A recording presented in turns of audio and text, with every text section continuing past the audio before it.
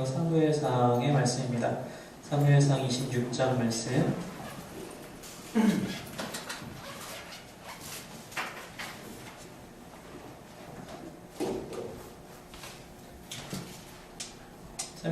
사무엘상 26장 1절부터 마지막 절까지 저희 여러분이 한 절씩 번갈아가면서 읽도록 하겠습니다. 제가 먼저 1절 말씀을 읽겠습니다.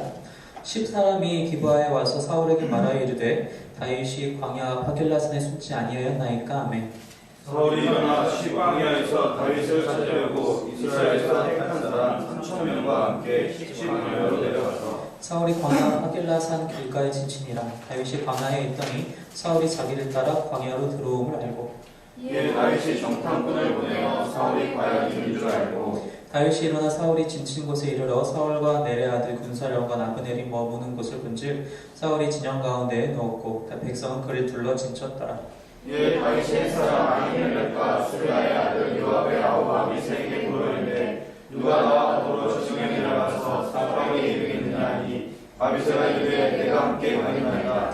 다윗과 아비새가 밤에 백성에게 나아가 본즉 사울이 진영 가운데 누워 자고 창은 머리가 땅에 꽂혀 있고 아브넬과 백성들은 그를 둘러 누웠는지라.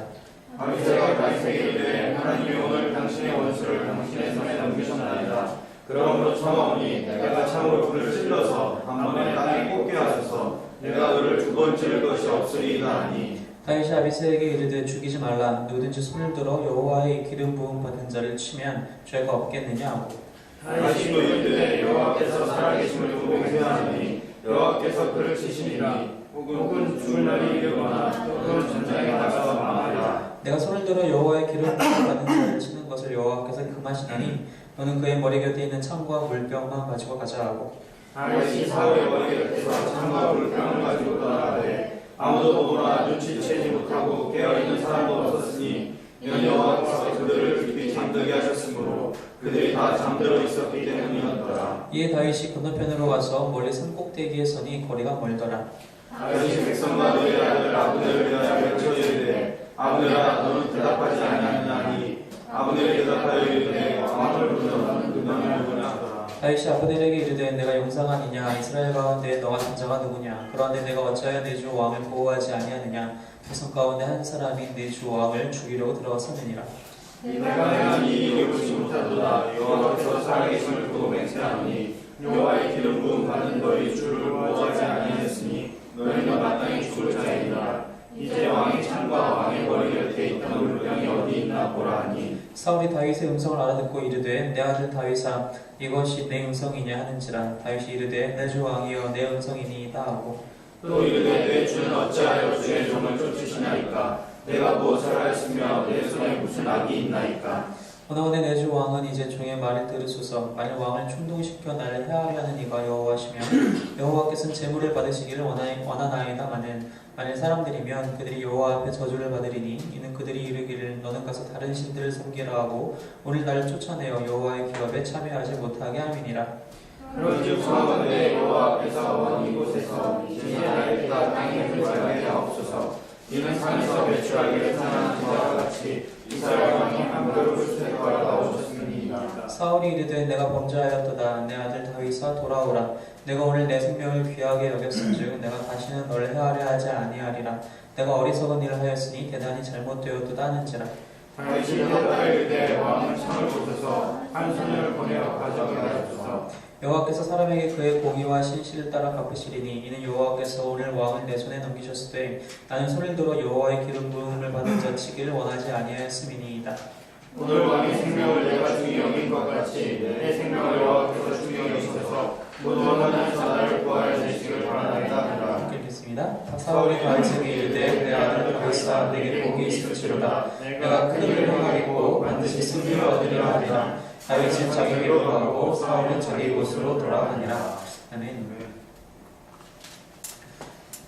사도 바울이 서신서를 쓰면서 몇 가지 사용한 비유들이 있어요. 하나는 그리스도와 교회의 사이를 신랑과 신부의 비유, 이거는 예수님께서도 사용하셨던 비유이긴 하지만 또 이제 교회의 구성원들을 한 지체로, 그리스도를 머리로 한 하나의 신체로 이제 비유하기도 하고, 법정 용어를 많이 사용하면서 어떤 하나님께서 예수 그리스도의 핏값을 통해서 우리를 사신 것을 법정에서 어떤 그런 명확한 판결같이 비유를 한 적도 있었고, 또 한 가지는 군대 용어를 상당히 많이 사용을 하면서 우리가 그리스도의 군사된 자로서의 그런 역할들에 대해서도 얘기를 많이 했어요. 근데 이 군대 비유가 참 특별히 한국 남성들에게는 참 잘 들어맞는 비유일 것 같아요. 왜냐면 한국 남자들만큼 군대 얘기 많이 하는 사람이 없거든요.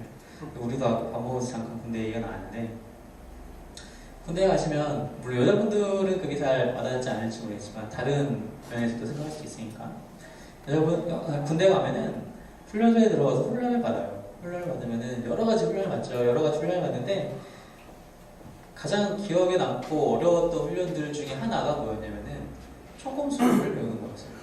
이제 화생방이나 행군 이런 것도 많이 힘든데 총검술이 왜 힘드냐면은 10명까지 되는 동작을 그대로 따라해야 되는 거야. 그래서 교관이나 조교하면은 그대로 따라해야 되는 거야. 그렇게 못하면은 혼나요. 혼나는 게 그냥 말로 혼나면 좋은데 그런 게 아니고 뛰어갔다 와야 되고 뭐 계속 오리걸음도 해야 되고 다시 뛰어야 되고 될 때까지 그냥 밤에도 계속 훈련나서 연습하고 하는 거예요. 그렇게 훈련을 해야지만이 그 사람이랑 그 교관이나 조교랑 똑같은 모양을 해야지만이 훈련이 끝나는 거고, 그래야 이제 보내주는 거예요. 그게 육군은 잘 모르겠어요. 저는 공군에서 훈련 받을 때 낙제도 있어요. 중간에 그 과목마다 낙제를 할 수가 있어서 그럼 점수가 엄청 떨어지게 나오고, 그러면 나중에 자대 배치 받을 때 그게 불이익을 주거든요. 시험 점수 결과를 따라서 가는 거기 때문에. 그래서 당연히 누구나 나도 저렇게 멋있게 한번 해봐야지. 그 사람을 존경해서 하기보다는 어떻게 해서든지 편하게 좀 하기 위해서. 근데 이것이 사실 군대에서만의 얘기가 아니라 사회에 나와서도 그렇고, 또 특별히 신앙생활에서도 바로 이러한 훈련이 우리한테 필요하다는 것입니다. 우리가 신앙생활할 때 오직 하나님께서 우리에게 훈련을 베푸시는데 그 훈련을 통해서 우리가 그리스도를 닮아갈 수 있다는 것입니다. 우리 그리스도의 장성한 분량에 이르기까지 사도 바울이 얘기한 것처럼 성장해야 되는데, 그것을 가능케 하는 것은 훈련밖에 없다는 것입니다. 예수께서 어떻게 행하셨느냐. 그래서 WWJD라는 단어, 그 줄임말 아마 많이 들어보셨을 거예요. What did Jesus do? 예수님이라면 어떻게 하셨을까? 바로 그런 얘기들도 우리가 많이 하면서 우리가 어떻게 하면 더욱더 그리스도를 닮아갈 수 있을까? 그 훈련을 우리가 끊임없이 받아야 한다는 것입니다. 하나님이 사람들을 어떻게 훈련시키시느냐? 오늘 우리가 사무엘상 26장의 말씀을 읽었는데, 이 26장 말씀을 지금 방금 읽어보셨으니까 아시겠지만 사실 비슷해요. 바로 이 앞에 장인 24장의 말씀과 비슷한 상황이 나와 있습니다. 24장을 같이 2주 전에 함께 나누면서 어떤 이야기들을 했었는지 혹시 기억하십니까? 그때도 사울이 이제 다윗을 쫓다가 어떤 굴 속에 들어가서 이제 볼일을 보러 들어갔어요. 때마침 그 굴 안에는 다윗과 그 무리들이 같이 있었어요. 다윗이 이거 어떻게 할까, 어떻게 해야 되나 그렇게 망설이던 찰나에 사람들은 이때다 사울을 죽이십시오. 이건 하나님이 주신 기회입니다. 다윗이 사실 가서 못까지는 뱀니다. 못자를 끝을 좀 베기는 하지만 내가 여호와의 기름 부으심을 받은 자를 죽일 수 없다. 그리고 사울이 나간 이후에 이제 고백을 하죠. 간청을 또한 하죠. 그래서 우리가 그 24장 말씀을 보면서 우리가 죄의 문제에 대해서 해결해야 된다라는 이야기를 나눴었습니다. 똑같은 상황인데 똑같이 다윗의 입장도 역시 또 한 번 여호와의 기름 부으심 받은 자를 내가 죽일 수 없다. 우리가 지금 이 26장을 읽어봐서 알지만 사울이 잠들어 있었어요. 사울만 잠든 것이 아니라 3,000명의 군사들이 다 잠들어 있었어요. 그 상황에 얼마든지 다윗과 아비새는 죽일 수 있었어요. 그런데 그렇지 않아요. 그렇게 하지 않습니다. 그리고 다윗이 똑같은 이유를 들게 되죠. 내가 기름 부음 받은 자를 죽일 수 없다. 24장과 똑같은 주제로 우리가 말씀을 나눠야 되느냐? 그럴 수 있습니다. 그런데 한 가지 우리가 좀 이번 장에서는 좀 달리 보고 싶은데 무엇이냐면 바로 하나님께서 다윗을 그리고 어떤 사람들을 어떻게 훈련시키시는지를 좀 우리가 봐야 될 필요가 있습니다. 예전에 같이 또 말씀을 나누면서 하나님께서 다윗을 훈련시키시는데 한순간에 어떤 일정 기간만 훈련시키시는 것이 아니라 끊임없이 다윗을 훈련시키신다는 것을 같이 나눴어요. 마찬가지로 우리도 하나님께서 우리를 훈련시키실 때 일정 기간에만 우리를 훈련시키시는 것이 아니라 평생 동안 우리를 훈련시키시고 평생 동안 우리를 사용하길 원하시는 것이 바로 하나님의 뜻이라는 겁니다. 그런데 하나님의 이 훈련시키시는 이 과정이 참 독특한 것들 중 하나가 무엇이냐면은 하나님은 훈련을 반복적으로 시키신다는 겁니다. 우리가 어떠한 훈련 가운데서 이 정도면 패스라고 우리가 할 수 있겠다. 뭐 A까지는 아니더라도 그래도 낙제점 F는 아니다. 패스는 하겠지라고 생각했지만 그 훈련이 계속 반복될 때가 있어요. 다윗이 지금 바로 그러한 상황입니다.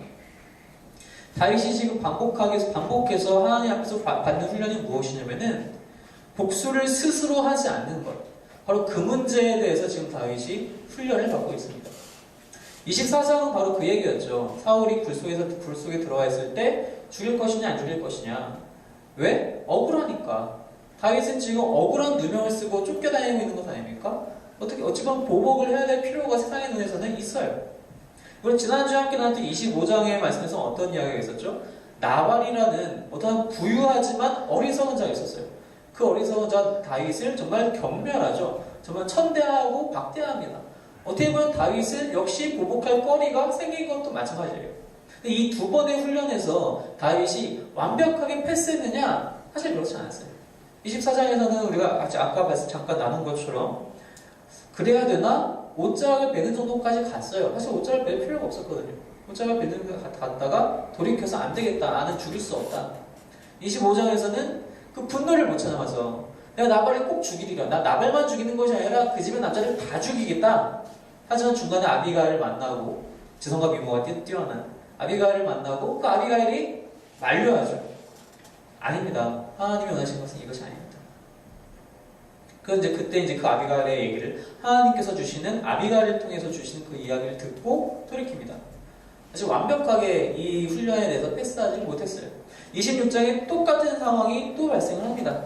하나님께서 이렇게 반복적으로 계속 다윗을 훈련시키시는 거예요. 이 문제에 대해서 빨리 이 다윗이 훈련받고 넘어갈 수 있도록. 왜 이 문제가 중요하냐? 구원은 절대로 스스로 할 수 있는 것이 아니라는 것이기 때문입니다.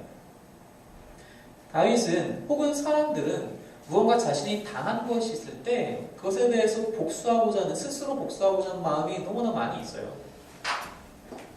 내가 이렇게 당했으니까 나 이렇게 해도 오케이. 사실 우리 법에서도 정당방위라는 것이 있잖아요. 사실 이 정당방위는 복수를 위한 것인가요? 법이? 그렇지 않죠. 그 현장에서 어떤 사람이 칼을 들고 나를 위협할 때 그 현장에서 내가 다치지 않기 위해서 방어를 목적으로 한 법이 정당방위잖아요. 근데 만약에 내가 그 상황에서 상처를 입었어요. 근데 그 이후에 그 사람을 쫓아다녀야 돼요. 그 사람에게 똑같은 상처를 혹은 더 많은 상처를 주기 위해서 쫓아다녀요. 그걸 법에서 허용합니까? 허용하지 않아요. 그죠? 복수는 내 힘으로 하는 것이 아닙니다. 복수를 내 힘으로 한다는 것은 나의 구원을 내가 하겠다는 생각과 똑같다는 거죠. 그렇지만 구원이 정말로 그렇게 내 힘으로 이루어지는 것입니까?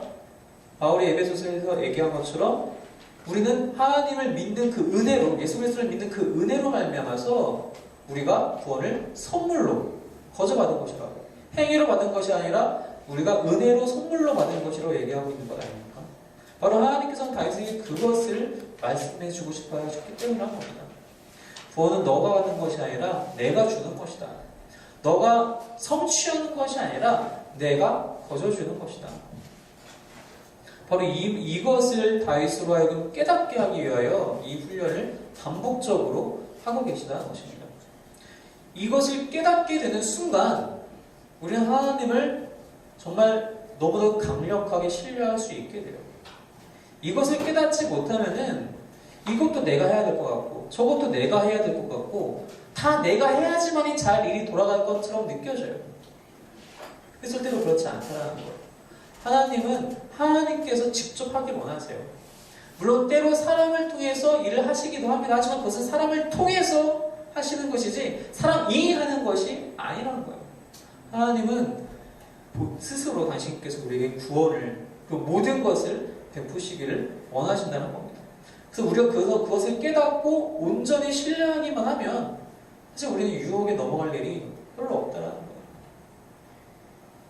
다윗이 이것을 어렵게 깨닫습니다. 그래서 다윗은 이 문제에 대해서 이제 어느 정도 극복을 했어요. 왜 그걸 알 수 있느냐?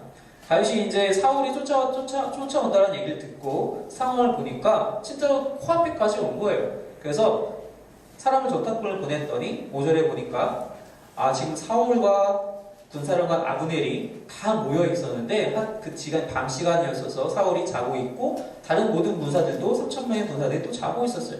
그래서 이 다윗이 이제 그 진영에 갔다 오기 위해서 아히멜렉과 아비새에게 물어보면 누가 나랑 같이 가겠느냐?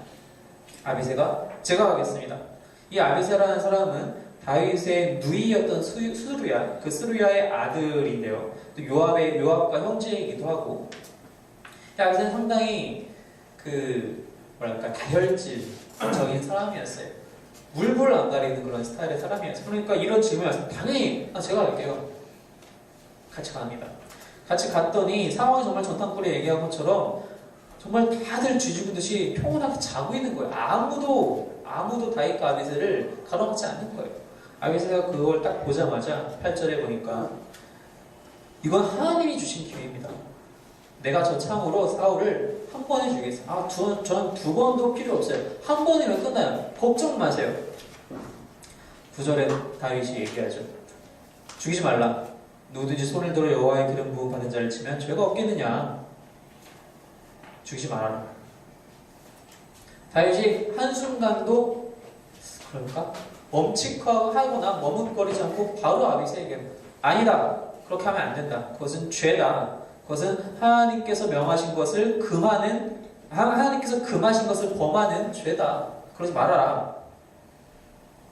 그러면서 뭐라고 얘기를 하냐면은 하나님께서 하실 것이다. 10절에 여호와께서 살아계심을 두고 맹세하노니 여호와께서 그를 치시리니 혹은 죽을 날이 이르거나 또는 전장에 나가서 망하리라. 걱정 말아라. 지금 우리가 사울을 죽이지 않아도 하나님께서 원하시면 하나님께서 사울을 벌하실 텐데 그가 나이 많아 죽든 좀 병 걸려서 일찍 죽든 전쟁터에서 나와서 죽든 하나님께서 하실 일이다. 내가 내 손으로 혹은 너가 너의 손으로 직접 할 필요가 없는 일이고 그래서도 안 되는 일이다. 25장의 다윗의 모습과는 상당히 달라요. 물론 25장에서는 나발이라는 사람이 워낙에 다윗을 긁었기 때문에 분노할 수 있었어요. 근데 그 분노가 참 돌 지나칠 분노였죠. 근데 이 다음 장에 와서는 다윗이 어느새 마음의 평온이 많이 찾아온 것 같아요. 그리고 하나님의 말씀에 귀 기울이는 사람이 된 것 같아요. 절대 그러지 말아라. 반복되는 훈련 속에서 다윗은 점점 완성이 되어가고 있어요. 근데 이렇게 해서 다윗이 우리가 봤을 때 다윗은 이제 이 훈련에 대해서 이제 A구나. 더 이상 낙제할 일이 없겠다. 그러면 이제 시험 그만 보면 되잖아요.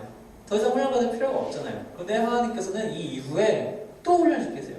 사무엘 하에 가서 보면은 다윗이 이제 나이가 많아서 물론 그 전에서도 여러 번의 훈련이 있었겠지만 나이가 많아서 압살롬이 반역을 일으켰을 때 도망가는데 시므이라는 사람이 나중에 말씀 좀 볼 건데 시므이라는 사람이 다윗을 욕해요.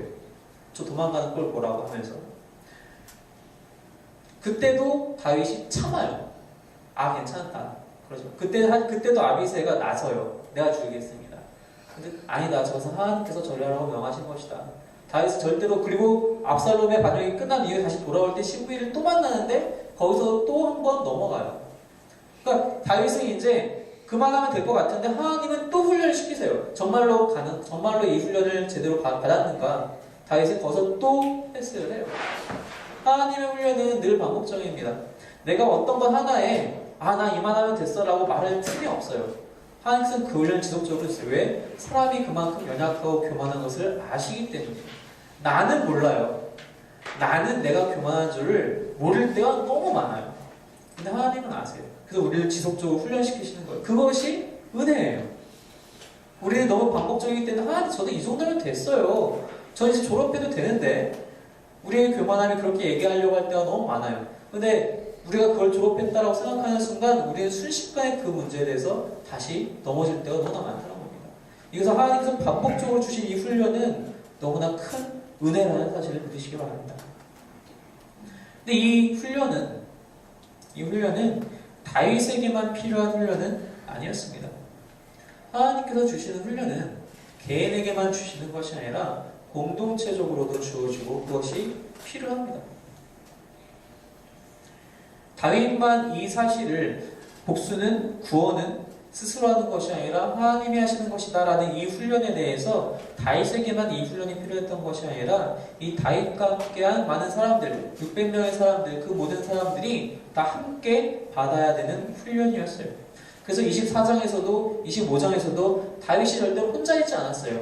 다윗이 혼자 골방에 들어갔을 때 이 훈련을 받은 것이 아니에요. 다윗이 항상 자신의 무리와 함께 있었을 때 이 상황에 같이 돌입하게 되는데 늘 이 사람들은 실패했어요. 24장에서도 사울을 죽여야 된다는 얘기를 먼저 꺼낸 것이 사람들이었어요. 함께 있던 무리였어요. 25장에서는 다윗이 먼저 분노하였지만 역시 칼을 챙기고 따라가는 사람들입니다. 26장에서 또 그 사람들의 대표격이 되는 아비새가 역시 또 다윗을 충동질합니다. 말씀을 한번 좀 볼까요? 사무엘하 말씀인데요. 사무엘하 3장의 말씀입니다.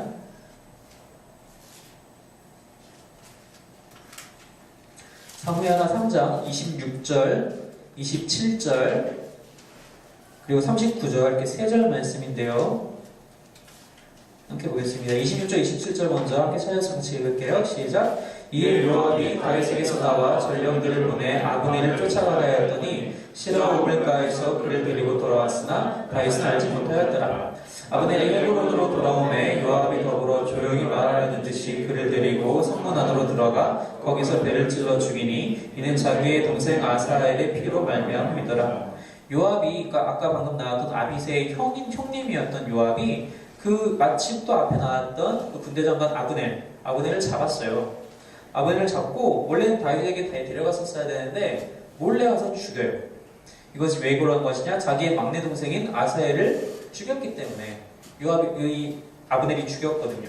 그것에 대한 복수를 직접 자기가 하는 거예요. 또 아직 훈련을 좀 덜 받았죠. 근데 이것을 어떻게 표현하냐면 39절 말씀 한번 읽어볼까요? 그 같은 장의 39절 말씀입니다. 시작. 내가 기름 부음을 받은 왕이 되었으나 오늘 약하여서 스루야의 아들인 이 사람들을 제어하기가 너무 어려우니 여호와는 악행한 자에게 그 악한 대로 갚으실지로다 하니라. 다윗이 뭐라고 얘기하냐면은 내가 왕까지 되었는데도 여전히 내가 약하다. 그래서 이 사람들, 이 스루야의 사람들 즉 아비새, 이 요압, 이 두 사람을 내가 정말 컨트롤하기 너무 힘들다. 정말 힘들다. 하나님께서 해결해 주셨으면 좋겠다. 이게 누구의 잘못이죠, 사실은? 우리의 눈으로 보면은 그냥 요압의 잘못이에요. 아비새의 잘못이에요. 그런데 다윗은 그것을 자신의 약함 때문에 이러한 일들이 벌어졌다라고 얘기를 해요. 말씀 한 번 더 볼게요. 사무엘하 16장입니다. 이번에는 아비새의 이야기, 우리가 방금 잠깐 언급했었던 그 이야기가 나오는데 16장 9절 10절 9절 말씀 시작. 스루야의 아들 아비새가 왕께 여짜오되 이 죽은 개가 어찌 내 주 왕을 저주하리이까 청하건대 내가 건너가서 그의 머리를 베게 하소서 하니 왕이 이르되 스루야의 아들들아 내가 너희와 무슨 상관이 있느냐 그가 저주하는 것은 여호와께서 그에게 다윗을 저주하라 하심이니 내가 어찌 그리하였느냐 한 자가 누구겠느냐 하고 이게 방금 아까 잠깐 말씀드렸던 그 시므이가 다윗을 저주할 때 그 도망가는 길에 시므이가 저주할 때 아비새가 이렇게 또 성질을 못 참고 또 이렇게 한마디 하는 거죠. 한 군데만 더 볼게요. 19장 말씀입니다. 사무엘하 19장 똑같은 다시 반복되는 장면인데요. 19장 21절에서 23절 말씀입니다. 19장 21절 23절 시작. 스루야의 아들 아비새가 대답하여 이르되 시므이가 여호와의 기름 부으신 자를 저주하였으니 그로 말미암아 죽어야 마땅하지 아니하니까 아니라 다윗이 이르되 스루야의 아들들아 내가 너희와 무슨 상관이 있기에 너희가 오늘 나의 원수가 되느냐 오늘 어찌하여 이스라엘 가운데에서 사람을 죽이느냐 내가 오늘 이스라엘의 왕이 된 것을 내가 알지 못하리요 하고 왕이 시므이에게 이르되 내가 죽지 아니하리라 하고 그에게 맹세하니라. 계속해서 함께 훈련을 받지만 이 스루야의 사람들 아비새와 요압은 전혀 변함이 없네요. 전혀 변함이 없고 다윗은 완전하게 이 훈련에 적응이 돼서 승리에게 직접 얘기를 하는데 내가 절대 너를 죽이지 않을 거야. 맹세까지 할 정도로 절대 난 너에게 내 보복을 어떠한 종류의 보복도 하지 않을 거야. 너는 하나님께서 시키셨기 때문에 그렇게 한 것이지 너의 잘못이 아니다. 여러분 다윗이 열심히 훈련을 시키려고 참 쉽진 않아요. 쉽진 않았는데 일의 결과로만 따지고 보면 어쨌든 아비새와 요압을 컨트롤하기는 힘들었지만 그들이 그러한 죄를 저지르지 못하도록 최대한 노력을 하고 그리고 그러한 죄가 더 이상 발생하지는 않게 되는 것을 우리가 보게 됩니다. 이것도 거부하고 이 아비새나 요압이 다윗 몰래 가가지고 또 이시므이라는 사람을 몰래 죽였다라면, 근데 그렇게 하지 않죠. 이 이전에 그 아브넬을 죽일 때는 몰래 했어요. 그때까지는 이제 다윗이 이제 막 기름 부어 갔을 때, 그때까지는 아직도 덜 훈련 받아가지고 몰래 가가지고 아브넬을 죽였어요. 근데 그 이후에 있었던 일들 가운데서는 다윗이 그 사건 이후에 지속적으로 함께 훈련을 받게 한 거죠. 지금 무슨 뜻이냐?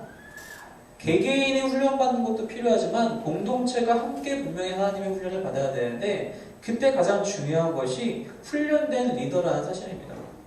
훈련된 리더가 선한 영향력을 끼쳐야지만이 그 공동체의 훈련이 올바로 이루어질 수 있다는 것입니다. 교회에서는 이게 사실 너무 당연해요. 그죠? 리더가 훈련받은 리더가 되지 않으면은 그 공동체는 절대로 성장할 수 없어요. 그 리더의 그 정도, 성품, 혹은 그 능력, 성량, 그 이상으로는 절대로 그 공동체가 성장할 수 없는 것과 마찬가지입니다. 훈련된 리더가 공동체에게 그리스도의 영향력을 전할 수 있을 때 비로소 그 공동체가 함께 성장할 수 있는 겁니다. 이것이 교회에서만 통용되는 법칙이냐? 그렇지 않아요. 여러분들 각 사람들이 난 뭐 리더가 아닌데, 아니에요. 여러분들 각자의 가정에서, 각자의 또 학교나 직장이나 여러 가지 삶의 공동체에서 여러분들이 크리스천이라면, 내가 하나님의 자녀라면 여러분들은 그곳에서의 영적인 리더인 셈이나 마찬가지입니다. 하나님을 모르는 자들과 함께 있을 때 내가 하나님을 아는 사람이라면 나는 그들의 영적 리더가 되어야 하는 거예요. 그게 맞는 것입니다. 그럼 나는 그것을 어떻게 해야 되느냐? 내가 받은 훈련을 전해줘야 돼요. 그것을 말로 전해주는 것이 아니라 내 삶의 행동으로 보여주는 겁니다. 십계명에서 뭐라고 얘기하고 있어요? 거짓말하지 말라. 거짓말하지 말라. 그러면은 우리가 다른 사람들과 하나님을 알지 못하는 사람과 모였을 때도 역시 거짓말하면 안 돼요. 근데 교회를 다닌다면서 거짓말 잘하는 사람 정말 많이 있어요. 사기치는 사람 정말 많이 있어요. 그 사람들을 보고 믿지 않는 사람들이 뭘 생각하겠어요? 교회 다니는 똑같네. 쟤도 마찬가지네. 나랑 별 차이 없네. 그리고 이런 얘기를 들었을 때 그 사람들에게 복음 전하기가 쉬울까요? 제3자가 와서 그 사람에게 복음을 전하려고 했어요. 근데 그 사람이 대받아치기를 교회 다니는 별거 없던데요. 다 똑같이 사기치는데 지난번에 저희 집에 사기친 사람이 교회 다니는 사람이었어요. 교회 장로였는데. 이렇게 얘기하게 되면 그 복음 전하는 사람 얼마나 힘 빠집니까? 여러분, 선한 영향력을, 그리스도의 선한 영향력을 나만 갖고 누리는 것이 아니라 공동체에 그것을 전할 줄 알아야 되는데, 그 공동체를 훈련시키는 방법은 훈련된 영적인 리더가 삶으로, 행동으로 보여주는 것밖에는 없다는 것입니다. 다윗이 만약에 이러한 사건들이 나타날 때마다, 이러한 유혹이 나타날 때마다 조금씩 흔들렸다면, 멈칫멈칫했었다면, 머뭇거렸다면 그 밑에 사람들이 그걸 따랐겠어요? 다윗 왕도 일면 망한 편에는 그런 생각이 있을 거야 라고 하고 생각하고 시키지도 않은 일을 가서 할 수도 있어요. 그런 신하들이 얼마나 그렇습니까? 신하라는 사람들은 왕에게 충성을 보여주기 위해서 정말 시키지도 않은 일도 많이 해요. 그거는 비단 옛날의 일만 아니죠. 오늘날도 마찬가지죠. 권력을 잡은 사람들에게 잘 보이기 위해서 여러 가지 일들을 하잖아요. 자기들이 알아서 마음을 읽는다고 치고. 근데 그것을 정확하게 보여주지 못했기 때문에 그래요. 올바른 것을 정확하게 리더들이 보여주지 못했기 때문에 그런 일들이 발생한다는 것입니다. 내가 받는 훈련은 나만을 위한 것이 아니라 내가 속해 있는 모든 모임 속에서 똑같이 그리스도의 영향력이 전파되기 위해서, 똑같이 예수 그리스도의 이름이 높아지기 위해서 필요하다는 사실을 꼭 우리가 기억해야 한다는 것입니다.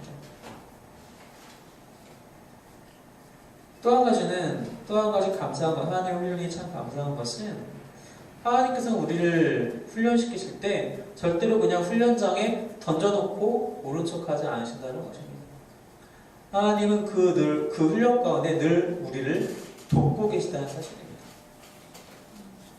오늘 말씀해 보니까 3,000명의 군사가 사울왕과 함께 다 잠들어 있었어요. 그래서 여호와께서 12절에 보니까 이는 여호와께서 그들을 깊이 잠들게 하셨으므로 그들이 다 잠들어 있었기 때문이었더라.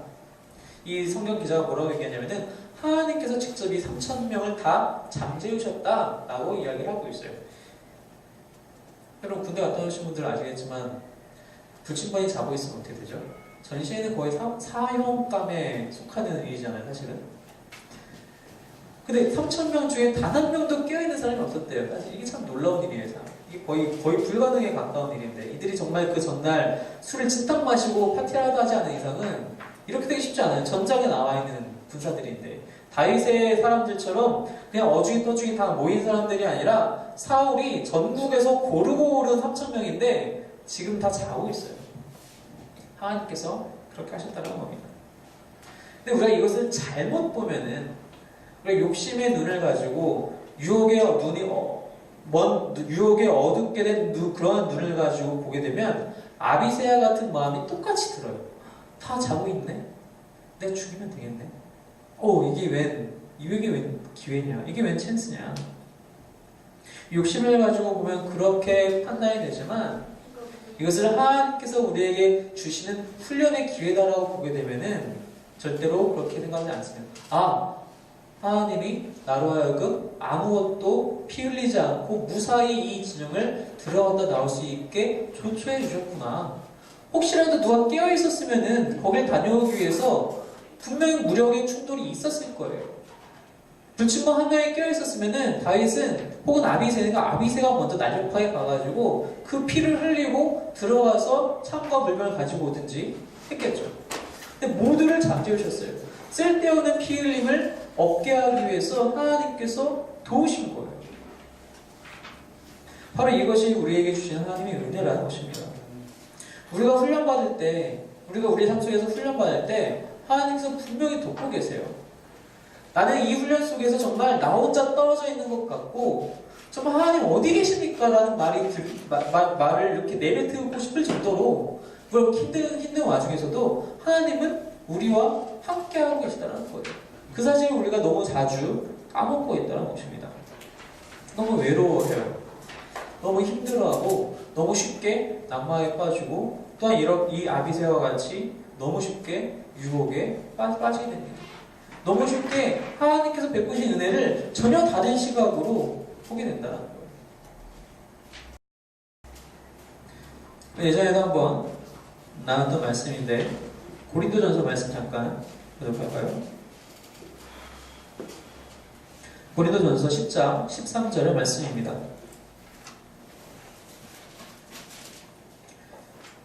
고린도전서 10장 13절 함께 읽겠습니다. 시작. 사람이 감당할 시험 밖에는 너희가 당한 것이 없나니 오직 하나님을 믿으사 너희가 감당하지 못할 시험 당함을 허락하지 아니하시고 시험 당한 즈음에 또한 피할 길을 내사 너희로 능히 감당하게 하시느니라. 하나님께서는 절대로 우리가 감당하지 못할 시험을 주지 않으신다는 거예요.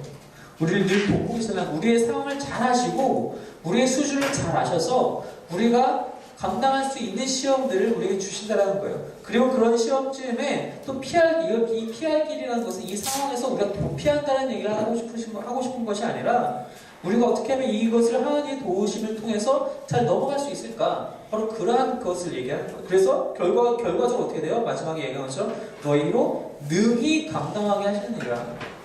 너무나 감사한 말씀이죠. 우리를 계속 지켜보고 계신 거예요. 마치 이 세상에, 이 온 우주에 나 한 사람만 있는 것처럼 하나님께서 나를 그렇게 지켜보고 계신 거예요. 그래서 내가 감당할 수 있나 없나, 너 여기서 좀 도움이 필요하겠구나, 내가 도와줄게. 그렇게 하나님께서 우리를 늘 지켜보고 계신 거예요. 사실 어떻게 보면 이것은 지난번에 잠깐 말씀드린 것처럼 이건 좀 무서운 이야기이기도 해요. 우리가 피해갈 수가 없어요. 하나님의 훈련을 피해갈 수 없다는 거예요. 하나님께서는 끊임없이 우리를 훈련시키고 싶어 하셔요. 우리가 성장하길 원하시기 때문입니다. 우리가 막 날마다 이렇게 슬퍼하고 낙망하고 내 삶은 왜 이럴까라고 그렇게 슬퍼하길 원하시는 것이 아니라 그 훈련 가운데서 성장하고 그리스도의 장성한 분량에 이르기까지 무엇이? 우리의 믿음이 우리의 신앙이, 하나님을 향한 신뢰와 사랑이 그 분량에 이르기까지 우리를 끊임없이 이끌어주시는 것이 하나님의 원하심이라는 겁니다. 그래서 이러한 훈련을 능히 감당하게 할 수 있도록 하나님께서 그렇게 우리를 도우시고 끝끝내 우리를 끌고 가신다는 것입니다. 그 사실이 정말 감사한 거예요.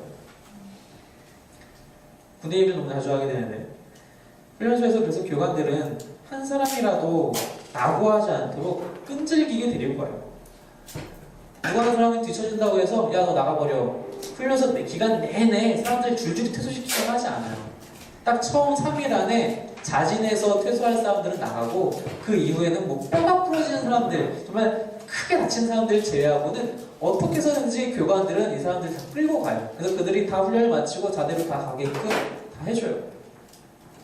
왜? 그것이 우리나라 대한민국 남자들이 해야 할 의무잖아요. 그걸 알고 있으니까. 하나님 마찬가지입니다. 우리를 끝까지 부여잡고 놓지 않으세요. 그래서 이 훈련의 기간을 어떻게 해서든 패스할 수 있도록, 이 터널을 어떻게 해서든 지나갈 수 있도록, 이 광야를 어떻게 해서든 끝내고 요단강을 건너서 가나안에 들어갈 수 있도록 하나님께서 우리를 늘 도우시고 보호하신다는 사실입니다. 그런데 이것을 우리가 머리로만 알고 있을 때 우리는 훈련에 실패하게 됩니다. 그것이 바로 사울의 모습입니다. 사울은 또 여기서 자신의 목숨을 구원받아요. 그래놓고 다윗에게 무엇이라 얘기하냐면은 24장과 마찬가지로 그래 너는 정말 대단하다. 너 정말 선하구나. 나는 악으로 했는데 너는 선으로 갚는구나. 너 정말 잘 될 거야. 마지막에 뭐라고 얘기하면 너가 분명히 승리를 얻을 것이다. 네가 왕이 될 것이다. 다 얘기해요. 이 이야기 24장에서 똑같이 했어요. 똑같은 시험을 똑같이 받았는데 또 무너져요. 26장에서 또 쫓아다니잖아요, 다윗을. 이 이후로도 계속 다윗을 쫓아다녀요. 머리로만 아는 거예요. 머리로만 아는 거예요. 감정적으로만, 그 순간의 감정으로만 그 사실을 입으로 고백하는 것 뿐이에요. 그것이 삶으로 체득되지 않아요. 그냥 알고만 있는 겁니다. 그래서 결국 사울은 이 모든 시험을 다 실패하고 마지막에 어떻게 됩니까? 블레셋 사람들과의 전투 속에서 그냥 전장에서 죽게 돼요. 자결을 하게 됩니다.